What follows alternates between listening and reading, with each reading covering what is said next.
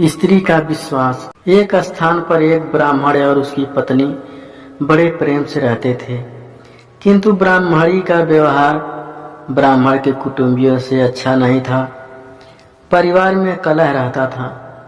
प्रतिदिन के कलह से मुक्ति पाने के लिए ब्राह्मण ने माँ बाप भाई बहन का साथ छोड़कर पत्नी को लेकर दूर देश में जाकर अकेले घर बसाकर रहने का निश्चय किया। यात्रा लंबी थी। जंगल में पहुंचने पर ब्राह्मणी को बहुत प्यास लगी। ब्राह्मण पानी लेने गया।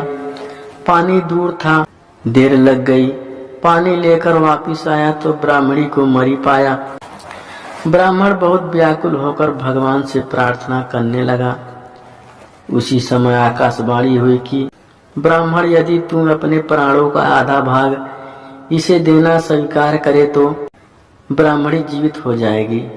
ब्राह्मण ने यह स्वीकार कर लिया। ब्राह्मणी फिर से जीवित हो गई। दोनों ने यात्रा शुरू कर दी। वहां से बहुत दूर एक नगर था। नगर के बारह में पहुंचकर ब्राह्मण ने कहा, प्रिय तुम यहीं ठहरो, मैं अभी भोजन लेकर आता हूँ। ब्राह्मण के जाने के बाद ब्राह्मणी अकेली रह गई। उसी समय बारह के कुएं पर एक लंगड़ा किंतु सुंदर जवान रहट चला रहा था। ब्राह्मणी उससे हंसकर बोली, वह भी हंसकर बोला। दोनों एक दूसरे को चाहने लगे। दोनों ने जीवन भर एक साथ रहने का प्रण कर लिया। ब्राह्मण जब भोजन लेकर नगर से लौटा तो ब्राह्मणी ने कहा, यह लंगड़ा व्यक्ति भी भूखा है, इसे भी अपने हिस्से में से दे दो।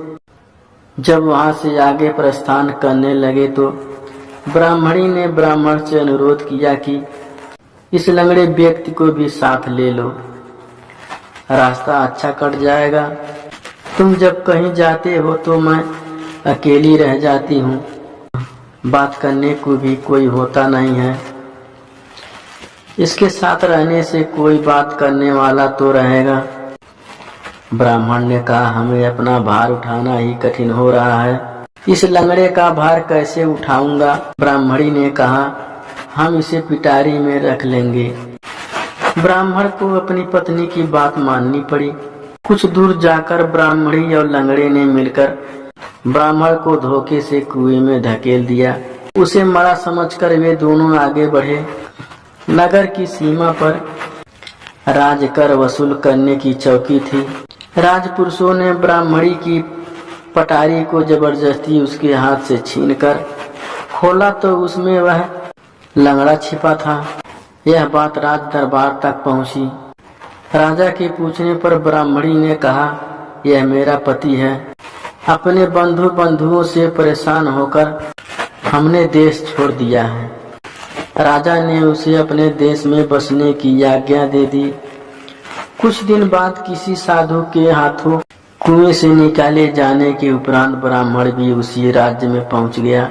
ब्राह्मणी ने जब उसे वहां देखा तो, मेरे पति का पुराना बैरी है, इसे यहाँ से निकाल दिया जाए या मरवा दिया जाए। राजा ने उसके वध की आज्ञा दे दी। ब्राह्मण ने आज्ञा सुनकर कहा, देव, इस स्त्री ने मेरा कुछ लिया हुआ है, वह मुझे दिलवा दिया जाए। राजा ने ब्राह्मणी को कहा, देवी, तूने इसका जो कुछ लिया हुआ है सब दे दे। ब्राह्मणी बोली, मैंने कुछ भी नहीं लिया। ब्राह्मण ने याद दिलाया कि तूने मेरे प्राणों का आधा भाग लिया हुआ है, सभी देवता इसके साक्षी हैं। ब्राह्मणी ने देवताओं के भय से वह भाग वापस करने का वचन दे दिया, किंतु वचन देने के साथ ही वह मर गई। ब्राह्मण ने सारा वृत्तांत राजा को सुना दिया।